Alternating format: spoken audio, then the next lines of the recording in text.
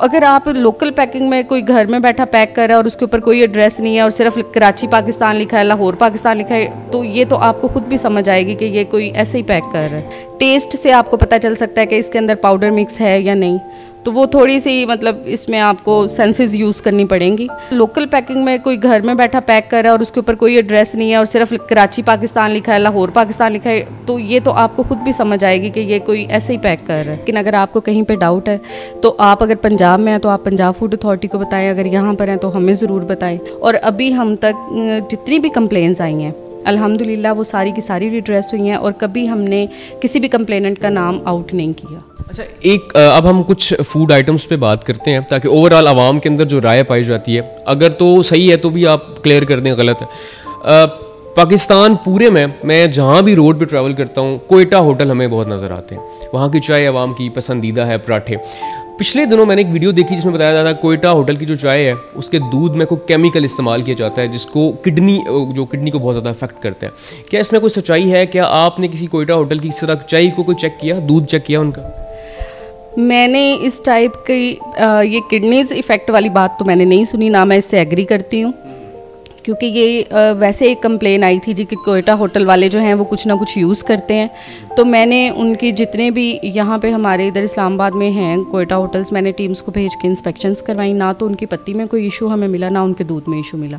देखें, अगर वो पत्ती तेज़ करके या कोई कड़क चाय बना कर बेचते हैं तो इससे तो हम नहीं उनको कह सकते कि आप पत्ती तेज़ ना डालें, लेकिन हमें इस टाइप का कोई इशू नहीं उनकी शॉप से मिला। ठीक है। अच्छा, पंजाबी जो है ना वो खाने के बहुत शौकीन होते हैं, निहारी पाए कढ़ाइयाँ बहुत ज़्यादा खाते हैं, तो ये सेहत के लिए किस हद तक ठीक हैं, कहाँ तक खाई जा सकती हैं? या जो ये जीटी रोड की साइड पे बहुत ज़्यादा होटल्स बने हुए हैं, तो इनको कैसे चेक किया जाए? आम बंदा कैसे देख के खा सकता है कि ये मेरे लिए ठीक है या इस हद तक ठीक है? देखिए, वही बात जो मैंने पहले की है कि excess of everything is bad, और दूसरा हाई जो ऑयल में बनी फूड्स हैं वो कम खाएं आप। जितना ज़्यादा ऑयल होगा, ऑब्वियस सी बात है, फैट्स आपके अंदर जा रही हैं, उस सारी वो आपको इफ़ेक्ट करेंगी। दूसरी बात ये है कि जो आप हमारे यहाँ ट्रेंड है घी का इस्तेमाल जो है, उसकी वजह से हार्ट डिजीज़ ज़्यादा होती हैं। ये जो लोग कहते हैं कि जी ये बहुत नाश्ते बाहर से करते थे, ये फलानी जगह से खाते हैं, इसको ये बीमारी होगी, आप ऑयल की तरफ आएँ, आप ऑयल को यूज़ करें।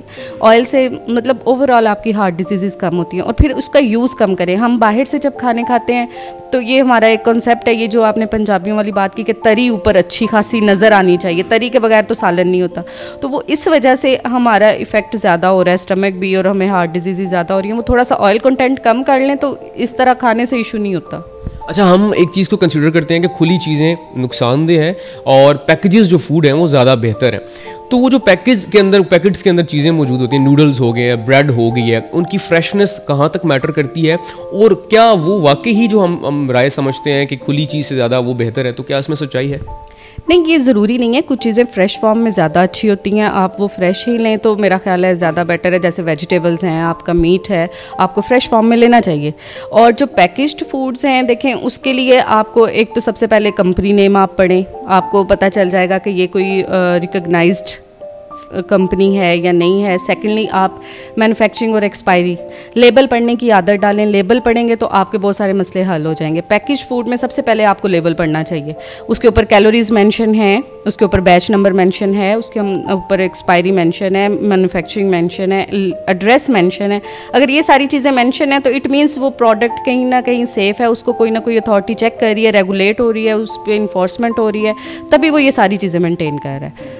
तो अगर आप लोकल पैकिंग में कोई घर में बैठा पैक कर रहा है और उसके ऊपर कोई एड्रेस नहीं है और सिर्फ कराची पाकिस्तान लिखा है, लाहौर पाकिस्तान लिखा है, तो ये तो आपको खुद भी समझ आएगी कि ये कोई ऐसे ही पैक कर रहा है। अच्छा, खुला दूध इस्तेमाल होता है।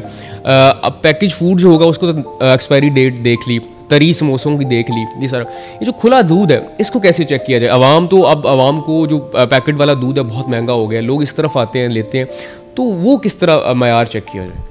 देखिए, खुले दूध का ये है कि वही जनरल टेस्ट हैं 2-4 जो घर में परफॉर्म हो सकते हैं। लेकिन अगर आपको कहीं पे डाउट है तो आप अगर पंजाब में हैं तो आप पंजाब फूड अथॉरिटी को बताएं, अगर यहाँ पर हैं तो हमें ज़रूर बताएं। हमारी टीम्स के पास एक किट्स होती हैं, अडल्ट्रेशन टेस्टिंग किट्स, और उसके अलावा लैक्टोस्कैन होते हैं जिनसे टीम्स को जो हैं वो इंस्पेक्ट करती हैं, दूध को चेक करती हैं। तो हम लोग तो अपने लेवल पर इंश्योर कर रहे होते हैं कि आप लोगों को जो है वो सेफ़ फूड मिल सके, और दूध की भी क्वालिटी चेक करते हैं। जो घर में बैठा बंदा है वो उसका वाटर कंटेंट ही चेक कर सकता है कि वो कितना पतला है। उसके अलावा टेस्ट से आपको पता चल सकता है कि इसके अंदर पाउडर मिक्स है या नहीं। तो वो थोड़ी सी मतलब इसमें आपको सेंसेस यूज़ करनी पड़ेंगी। और सेकेंडली स्टार्च के लिए तो एक बहुत सिंपल टेस्ट है ना कि अगर आपको लगता है कि आपके दूध में माया शामिल है या आपके दही में माया शामिल है, तो घरों में पायोडीन होती है ज़ख्मों पे लगाने के लिए, उसका एक ड्रॉप डालें। अगर वो ब्लू हो जाती है चीज़ तो इट मीन्स कि उसके अंदर स्टार्च ऐड है। और अगर बहुत बहुत अहम इन्फॉर्मेशन आपने दिया है। येलो रहेगी तो इट मीन्स वो नेगेटिव है टेस्ट।